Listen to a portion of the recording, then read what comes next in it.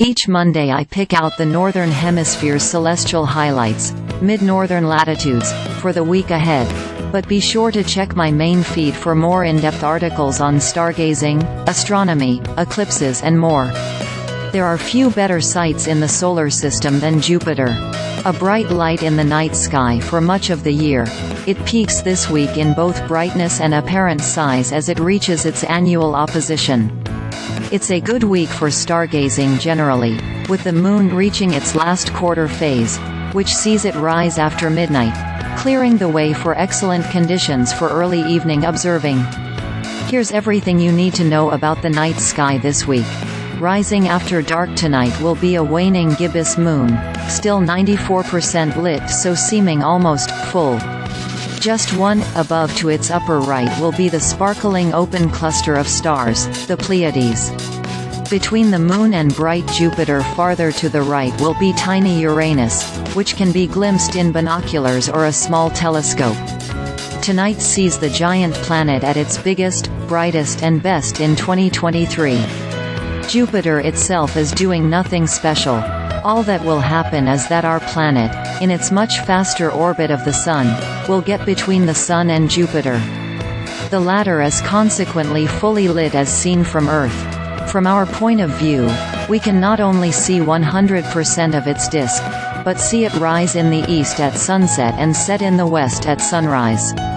This week is the best time of year to see Jupiter either with the naked eye, binoculars or a small telescope. Look east-northeast about an hour before midnight and you'll see a 61% lit crescent moon rising in the east-northeast beneath Castor and Pollux, the brightest stars in the constellation Gemini. Today our satellite reaches its last quarter phase, rising later each night and reducing in illumination. It's also a great time to look for the Moon in western sky during the morning.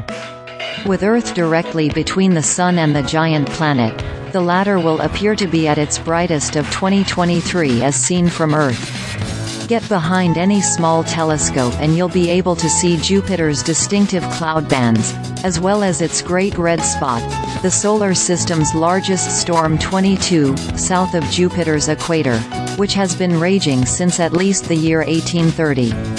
Even with binoculars you'll easily see its four largest moons, Io, Europa, Ganymede and Callisto.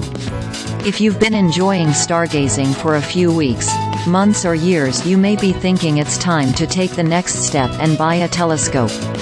Many people do this after their first stargazing session, or get bought a telescope for their birthday or for Christmas soon after showing any interest in the night sky. Buying a telescope can so often be a huge mistake. Most affordable telescopes are of poor quality. Unless you know exactly what you're looking for and exactly what you want to look at, it can be so easy to make a poor purchase.